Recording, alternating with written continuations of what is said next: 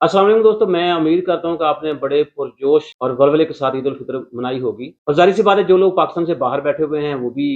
ईद मनाते हैं, लेकिन जो जोश और जज़्बा पाकिस्तान के अंदर होता है वो बाहर नहीं मिलता। चलें,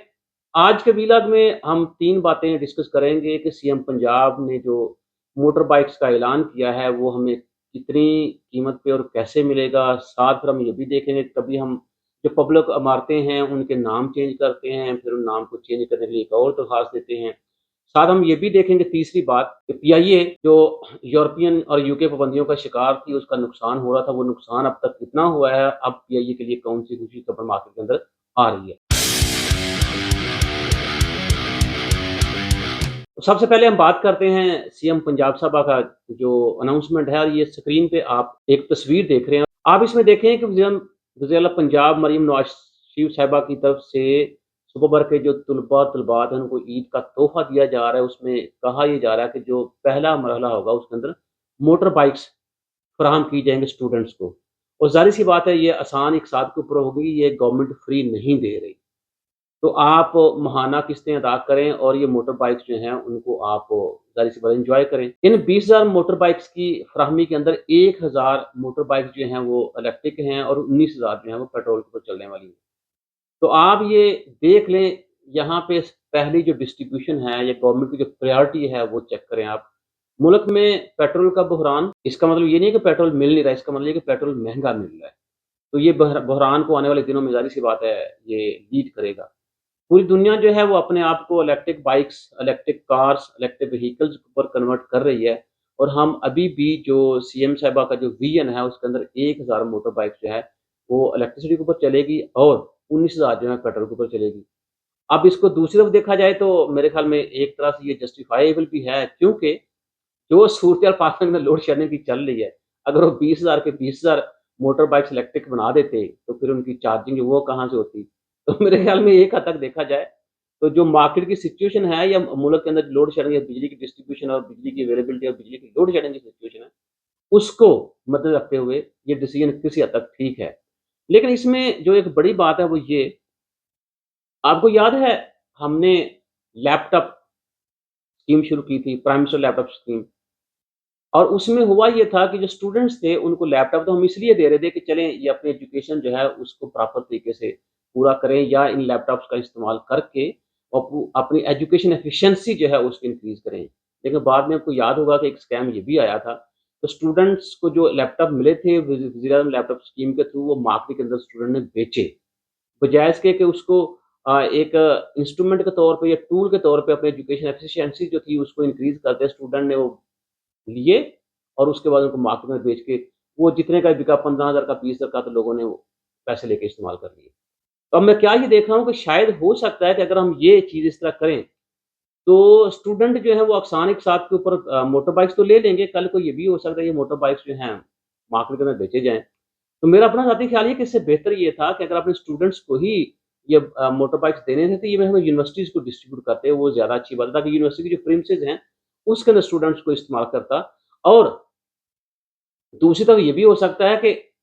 आप चाइना का विज़िट करें, आप यूरोपियन यूनियन कंट्रीज़ जो हैं, ख़ासकर फ्रांस, जर्मनी का विज़िट करें, कैसे वहाँ पे लोग जो हैं, वो साइकिल के ऊपर सफ़र करते हैं। चाइना के अंदर अली पे आप देखें वो आप यूज़ कर सकते हैं। जब आपने को इलेक्ट्रिक बाइक जो है, चूँकि वो डिजिटल है, वो सारी इंटरनेट के साथ लिंक है, उसमें अपना कोड स्कैन करें तो आपके लिए उन्होंने एक टाइम मुकर्रर किया हुआ है, जिस टाइम के लिए आप उसको इस्तेमाल करें, बड़ी नॉमिनल सी वो कीमत है उसकी। तो आप अगर ये मॉडल अपनाते तो मेरे ख़्याल में उसमें ज़्यादा फ़ायदा होता है, शायद पैसे भी कम लगते और वो बाकी पैसे बचा के आप मुल्क के अंदर कोई फैक्ट्री बनाते। आप मुल्क के अंदर को आईटी पार्क जो है वो लाहौर के अंदर उसकी तरफ तवज्जो देते, या आपको और बहुत सारी चीज़ें हैं, मुल्क के अंदर कम से कम लैपटॉप बनाने की फैक्ट्री जो वो होनी चाहिए। तो इस तरह आप इस पैसे का और एफ़िशिएंट तरीके से इस्तेमाल कर सकते थे। तो मैं ये समझता हूँ कि ये डायरेक्शन तो ठीक है, लेकिन इस डायरेक्शन को मज़ीद ठीक करने की ज़रूरत है, क्योंकि मुल्क के अंदर अब फाइनेंशियल रिसोर्सेज़ इतने ज़्यादा नहीं हैं कि उनको बस हम वो एक्सपेरिमेंट के तौर पे इस्तेमाल करें, तो जब हमें लगे कि ठीक है हमारा पहला तजर्बा कामयाब हो गया है, तब हम दूसरे तजर्बे की तरफ बढ़ना शुरू करें। उससे बेहतर ये है कि आप पहला जो तजर्बा कर रहे हैं, वो मार्केट की पूरी सिचुएशन को देख के, मार्केट के अंदर जो फिज़िबल रिपोर्ट है वो इनिशियल सर्वे करवा के तब चीज़ों को मेरे ख़्याल में कंटिन्यू करते, तो उससे ज़्यादा फ़ायदा मुल्क को हो सकता है। स्पेशली अगर ये पंजाब की हद तक है, तो पंजाब को भी ज़्यादा फ़ायदा हो सकता है, पंजाब के जवानों को ज़्यादा फ़ायदा हो सकता है। और इससे एक और भी मैं समझता हूँ काम हमें करना चाहिए। इस स्कीम के थ्रू जो हम पैसा ज़ाया करें, उस पैसे को बचा के जो नौजवान गलियों के अंदर बेकार कर रहे हैं, उनकी हम स्किल्स में इज़ाफ़ा करके तो उनको इंटरनेशनल मार्केट में एक्सपोर्ट करके हम पैसा और ज़्यादा बना सकते हैं। तो ये चीज़ों को थोड़ा-सा गौर करके और सीरियस होके देखने की ज़रूरत है। ऐसा नहीं है कि हमारे मुल्क के अंदर पोटेंशियल नहीं है या हमारा मुल्क अब उस वर्ज पे चला गया है जहाँ से तरक्की की वापसी मुमकिन नहीं है। मेरा ख़्याल है कि हम में बहुत पोटेंशियल है, थोड़ा-सा चीज़ों को हमें सीरियस लेके और थोड़ा-सा डायरेक्शन सही फ़िक्स करके हम चलें तो मेरा नहीं ख़्याल कि हम जो है दुनिया की जो तरक्की याफ़्ता ममालिक की लिस्ट है, उसमें हम जा नहीं सकते। लेकिन इसमें जो सबसे बड़ी बात ये लॉयल्टी और जो सिंसेरिटी है, जब पॉलिसी आप बनाते हैं, उसका फुकदान है। अगर वो मेरे ख़्याल में चीज़ें पॉलिसी के अंदर आपकी ऐड ऑन हो जाएँ, तो या उसको ऐड इन कर लें, तो मेरे ख़्याल में हम आगे बढ़ सकते हैं। और आपने ये भी देखा है कि गवर्नमेंट्स जब चेंज होती हैं, रेज़ीम शिफ्ट होता है, लाइक पीपल्स पार्टी गवर्नमेंट आती है, तो मोस्टली जो सरकारी इमारतें हैं लाइक जैसे एयरपोर्ट्स हैं, तो वो उनको अपने नाम पे मंसूब कर देते हैं। इसी तरह मुस्लिम लीग नून की गवर्नमेंट आई, तो उन्होंने क्या किया कि उन्होंने जो पार्क्स बनाए या उस वक़्त जो सरकारी इमारतें बनाई, सरकारी जो हॉस्पिटल बनाए, तो उन्होंने अपने नाम के साथ मंसूब कर दी। अब लाहौर हाई कोर्ट के अंदर में हमें किसी बंदे ने एक एप्लीकेशन जो पुट किया, तो वो ये कह रहे हैं कि ये जो सरकारी इमारतें हैं, ये सड़कें हैं, वो सियासतदानों के नाम पे हैं या सियासतदानों के जो पेरेंट्स हैं, उनके नाम पे हैं। तो उनको कहता है कि आप हटा के जो कौमी हीरोज़ हैं, उनके नाम पे मंसूब करें। तो उसमें उन्होंने ज़ाहिर-सी बात है chief secretary secretary local government और इसके अलावा और दूसरे लोग जो हैं और उनको उन्होंने फ़रीक बनाया है इस एप्लीकेशन के लिए। अब वो जो एडवोकेट साहब हैं, वो ये कह रहे हैं कि एक उन्होंने मौक़िफ़ ये इख्तियार किया है कि ख्वाजा आसिम ने लामा इकबाल की वालदा इमाम बीबी के नाम से मंसूबा हॉस्पिटल को अपने वालिद के नाम से तब्दील किया। पाकिस्तान के सियासतदानों नवाज़ शरीफ, हमज़ा शहबाज शरीफ साहब और गुलाम दस्तगीर व साहब वगैरह के नाम पर भी मुतअद्दिद सरकारी इमारतें और सड़कें हैं। तो अब वो कह रहे हैं कि इससे ऐसा लगता है कि सरकारी पैसा इस्तेमाल हुआ है, तो इससे इनकी ज़ाती तशहीर हो रही है। और सरकारी इमारतों के नाम कौमी हीरो साइंस और अदब की दुनिया में आला नाम रखने वाले अफराद के नाम से मंसूब किया जा सकता है। तमाम सरकारी इमारतों, पार्क्स और अस्पताल जो सियासतदानों के नामों से मंसूब हैं, इन्हें गैर कानूनी करार देकर इनके नाम तब्दील किए जाएँ और उन सरकारी इमारतों को, हॉस्पिटल्स को, सड़कों को जो कौमी हीरोज़ हैं, उनके नाम के साथ मंसूब किया जाए। बात तो ठीक है, लेकिन मेरा ख़्याल है कि इससे क्या फ़र्क पड़ेगा? अगर आप ये नाम चेंज कर भी देंगे, क्या वो पार्क उड़ना शुरू हो जाएगा? क्या वो सड़क जो दौड़ना शुरू हो जाएगी? क्या वो जो हॉस्पिटल है उनके अंदर इलाज अच्छा हो जाएगा? उससे बेहतर ये है कि जो पब्लिक सेक्टर में इंस्टीट्यूशंस हैं, उनकी अगर एफिशिएंसी जो है उसके मुतल्लिका जो एप्लीकेशन दी जाती है उसके मुतल्लिका अगर हमको बात करें, इट मेक्स सेंस। तो ये तो अब देखिए नाम चेंज करेंगे किसी एयरपोर्ट का नाम चेंज कर देंगे